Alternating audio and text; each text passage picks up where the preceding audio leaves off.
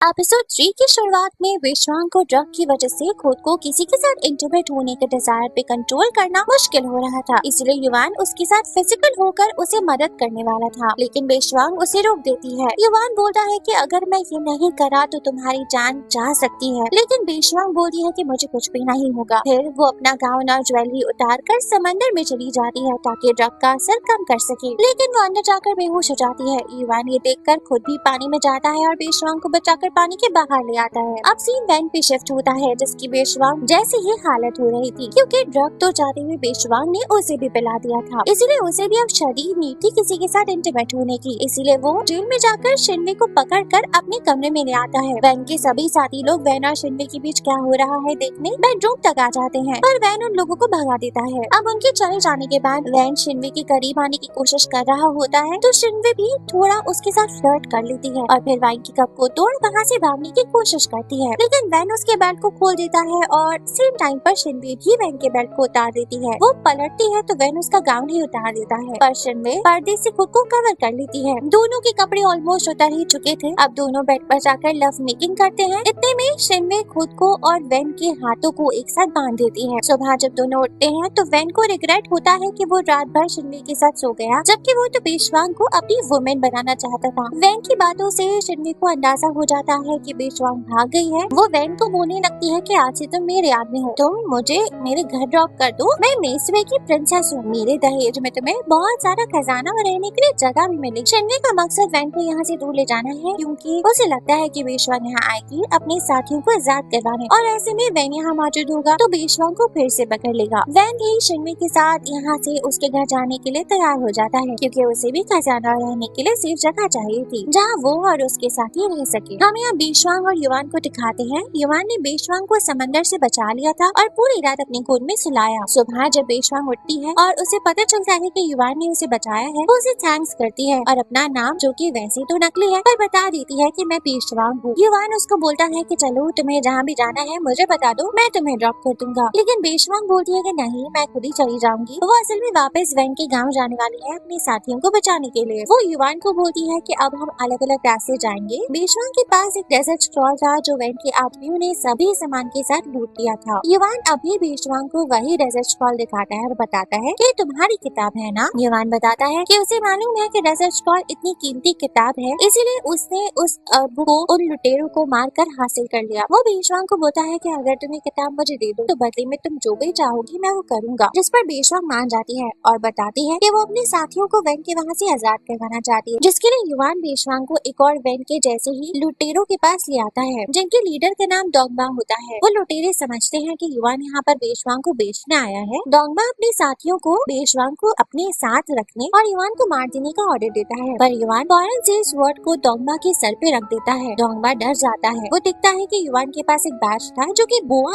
Agents का बैज है। अब ये बोआ एजेंट्स क्या है? तो ये लोग स्पाइज और खबरी होते हैं जो डेजर्ट की सिटीज की सारी पॉलिटिकल इन्फॉर्मेशन पर नजर रखते हैं। उस इन्फॉर्मेशन को बेचकर पैसे कमाते हैं, पावर हासिल करते हैं। इन सब में जान का भी खतरा रहता है, तो हीरो ट्रेंड होते हैं लड़ाई वगैरह में। बैक टू स्टोरी, डोंगबा भी बैंडेड है और वैन भी, ये दोनों एक दूसरे के दुश्मन है। इसीलिए जब युवान डोंगबा से वैन ठिकाने पर जाकर वहाँ तबाही करने बोलता है तो डोंगबा मान जाता है, और वो वैसे भी करता है क्योंकि उसे अंदाजा जो हो गया था कि युवान बोआ एजेंट है। ये सब वैन के ठिकाने पर आ जाते हैं। यहाँ से वैन और शिनवे ऑलरेडी जा चुके थे, बस अब यहाँ वैन के कुछ साथी ही बचे थे। युवान इन लोगों को बोलता है कि हम यहाँ इसलिए आए हैं क्योंकि तुम लोग सेफ ठिकाने पर रह रहे हो, हम भी आसानी वाली लाइफ जीना चाहते हैं, अगर तुम हमें यहाँ रहने दो तो हम तुम्हें ये औरत दे देंगे। वो इन लोगों को जगह के बदले बेशवांग दे रहा है। अब ये सब युवान और बेशवांग का प्लान ही था। वहाँ वैन के साथी युवान को बोलते हैं कि हमारी टीम को ज्वाइन करने के लिए तुम्हें किसी का कत्ल करना होगा और प्रूफ करना होगा कि तुम इस लायक हो भी कि नहीं। वो मोमो को दरख्त से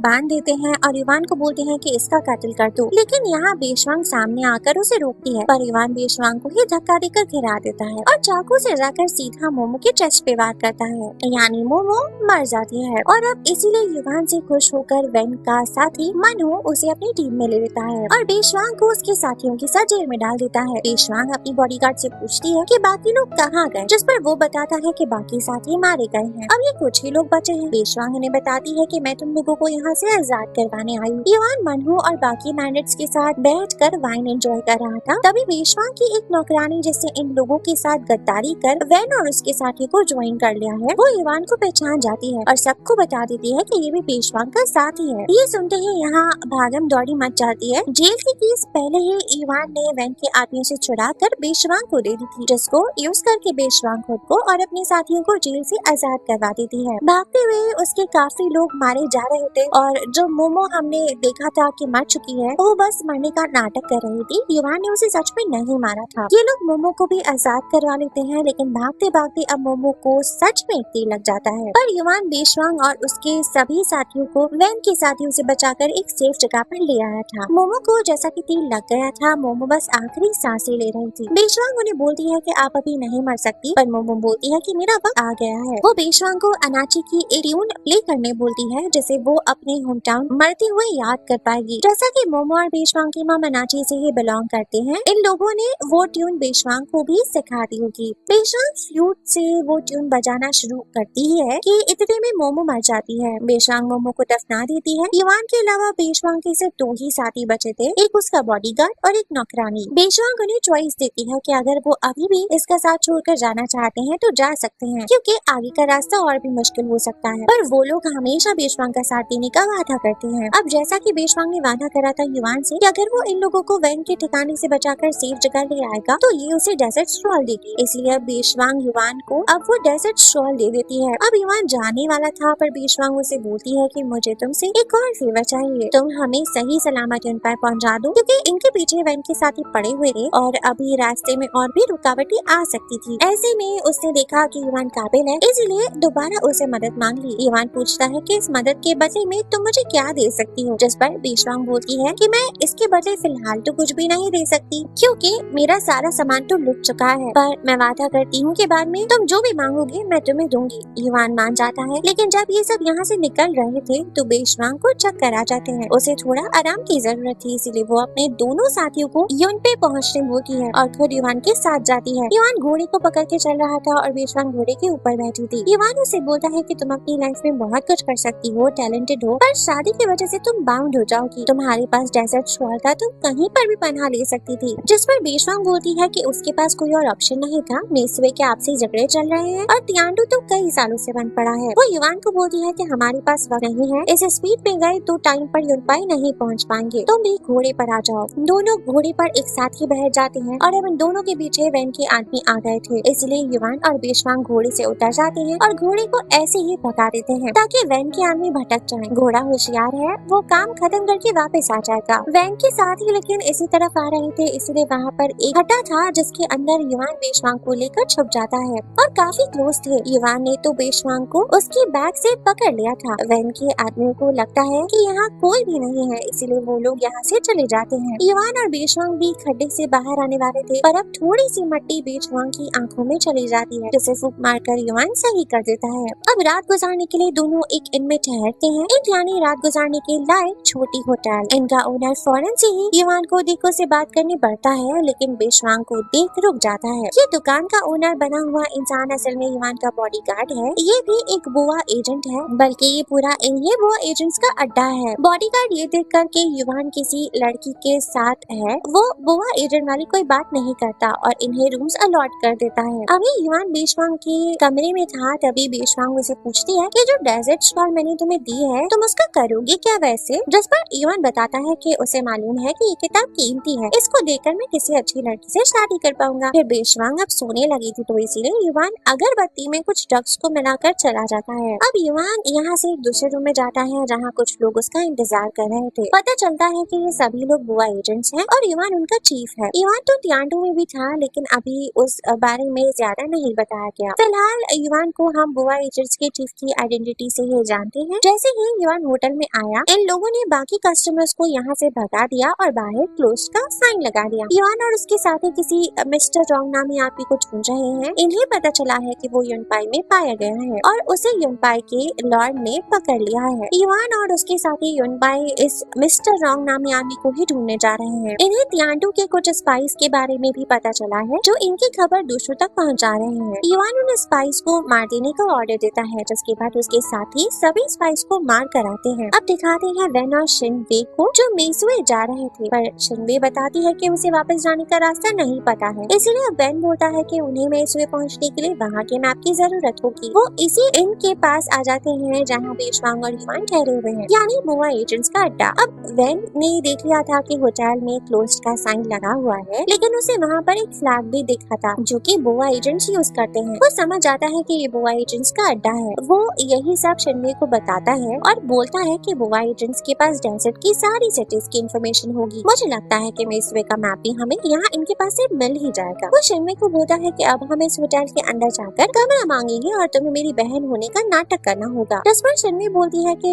उसकी एक शर्त है कि बदले में तुम मेरी 3 विशेस को पूरा करोगे। विशेस क्या है ये मैं बाद में बताऊंगी। वैन मान जाता है। जब दोनों इस इन के अंदर जाते हैं तो रिसेप्शन पे मौजूद शख्स इन लोगों को बताता है कि इनाज बंद है, आप लोगों ने बाहर साइन बोर्ड नहीं देखा। शिनवे यहाँ अंधी होने की एक्टिंग करने लग जाती है और कुछ ज्यादा ही ओवर एक्टिंग करती है। वैन ने उसे उसकी बहन होने का नाटक करने बोला था, पर वो उसकी बीवी होने का नाटक करती है। ये दोनों यहाँ इमोशनल ड्रामा करके यहाँ एक रात के लिए रूम बुक करवाने की रिक्वेस्ट करते हैं, पर यहाँ भी इन लोगों को कमरा देने से मना कर देता है और कहता है कि सभी रूम्स बुक हो चुके हैं, उनके पास कोई खाली कमरा नहीं है। इस आदमी को वैन और शिनवे में भी शक हो गया था, इसलिए वो ऊपर युवान को जाकर बताता है कि एक कपल आया हुआ है, लड़की अंधी है और लड़का बैंडेड लग रहा है। युवान थोड़ा सा कमरा खुलकर चेक करता है और बाहर अपने साथियों को बताता है कि ये तो वैन है, डेजर्ट ड्रंकर्स का लीडर। असल में युवान पिछले एपिसोड में ही वैन की शक्ल को देख चुका था जब वो बेशवांग को बेचारे वैन के चकाने गया था, लेकिन युवान ने वैन पे पीछे से अटैक करा था, इसीलिए वैन उसे नहीं जानता। अब युवान का बॉडीगार्ड नीचे जाकर वैन और शिनवे को बोलता है कि हमारे पास खाली कमरा नहीं है, इसलिए प्लीज यहाँ से चले जाओ। कुछ बहस होती है और बात हाथापाई पर टकराती है। इतने में शिनवे ऊपर चली जाती है और फिर वैन को आवाज देकर बताती है कि ऊपर तो एक कमरा खाली पड़ा हुआ है। जब शिनवे और वैन ऊपर पहुँचते हैं तो जो कमरा बेशवांग को दिया हुआ था वही इन्हें खाली मिलता है। युवान का बॉडीगार्ड भी ये देख हैरान होता है कि बेशवांग कहाँ चली गई और इन दोनों को वो रूम दे देता है, बोलते कि सॉरी मिसअंडरस्टैंडिंग हो गई थी। यहाँ बेड पर शिनवे को बेशवांग का आइडेंटिटी वाला बैज मिलता है जो वो छुपा लेती है। वो समझ गई थी कि बेशवांग यहीं पर ठहरी हुई है। फिर दोनों शिनवे और वैन बेड को शेयर करके सो जाते हैं। बेशवांग को युवान अपनी गोद में उठाकर पहले ही खुद के कमरे में ले आया था ताकि उसे वैन देख ना ले। फिर बेशवांग को जब होश आता है तो वो युवान से पूछती है कि मैं तुम्हारे कमरे में क्या कर रही हूँ और तुमने वहाँ कोई ड्रग बनाया था जो मुझे इतनी ज्यादा गहरी नींद आ गई। जिस पर युवान उसे बताता है कि हाँ, लेकिन वो बस सोने में आसानी करने के लिए था और ये भी बताता है कि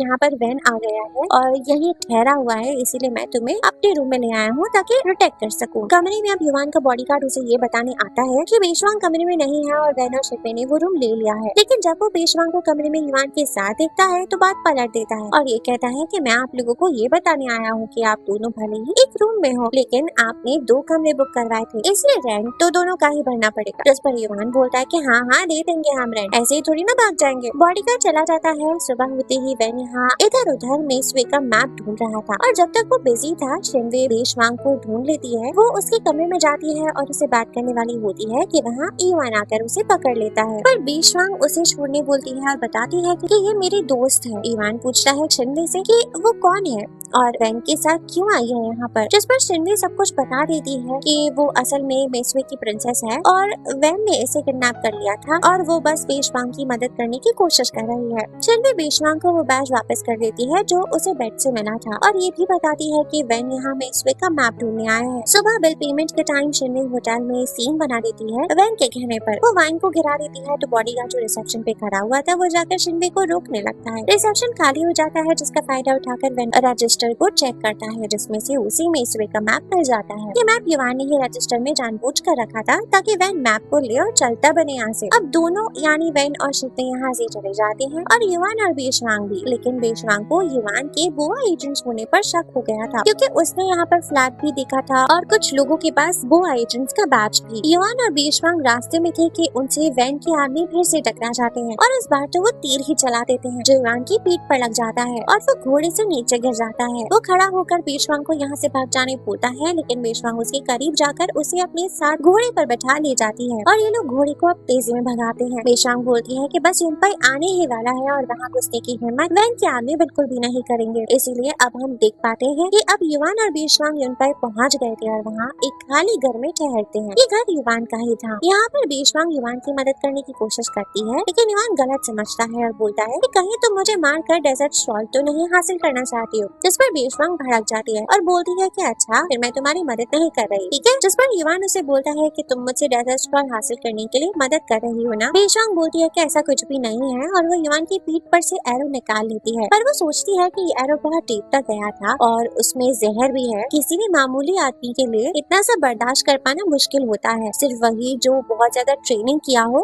वही इस तरह के जख्म को बर्दाश्त कर सकता है। तो इसीलिए उसे युवान पर थोड़ा शक होता है कि आखिर ये है कौन। पर वो युवान की बॉडी से जहर निकालने के लिए उसके जख्मों को अपने मुंह से चूस कर उसमें से जहर निकाल लेती है। अब युवान को वो बैंडेज कर देती है। उसे युवान के पास से बुआ एजेंट का बैच भी मिलता है जो कि थोड़ा अलग भी लग रहा था। वो युवान को कन्फ्रंट करती है और बोलती है कि तुमने मुझसे झूठ बोला ना, तुम तो बुआ एजेंट हो। तो युवान उसे बता देता है कि हाँ, असल में वे बुआ एड्स का चीफ हूँ। बेशुआंग युवान को झूठा बोलती है कि तुमने मुझसे इस बारे में पहले क्यों नहीं बताया, मुझे ये चीजें छुपाई क्यों, ये क्यों बोला कि तुम एक बिजनेसमैन हो जबकि ऐसा कुछ है नहीं। युवान बताता है कि मैं जिस वक्त तुम लोगों से मिला था उस वक्त मेरी कंडीशन खराब थी, मुझे लगा हुआ था अगर तुम लोगों में से किसी को भी पता चल जाता तो हो सकता था कोई मुझे मार देता, और मुझे तो नहीं पता था ना कि तुम अच्छी हो। बेशुआंग बताती है कि उसने बुआ एजेंट्स के बारे में बहुत कुछ सुना है और उसे वो बिल्कुल भी नहीं पसंद। अब युवान की क्योंकि तबीयत खराब थी वो सो जाता है, उसे बुरा सपना आता है और वो बेचैन होने लगता है। तभी बेशुआंग उसके पास बैठकर उसका ख्याल रखती है। That's it guys, एपिसोड 2 यहीं पर खत्म हो जाता है। मुझे पता है आप लोगों ने नेक्स्ट पार्ट की रिक्वेस्ट की हुई थी और ये बहुत लेट है, पर अगली बार ज्यादा लेट नहीं होगा, प्रॉमिस। वीडियो पसंद आई हो तो इसे लाइक शेयर और दोस्तों के साथ शेयर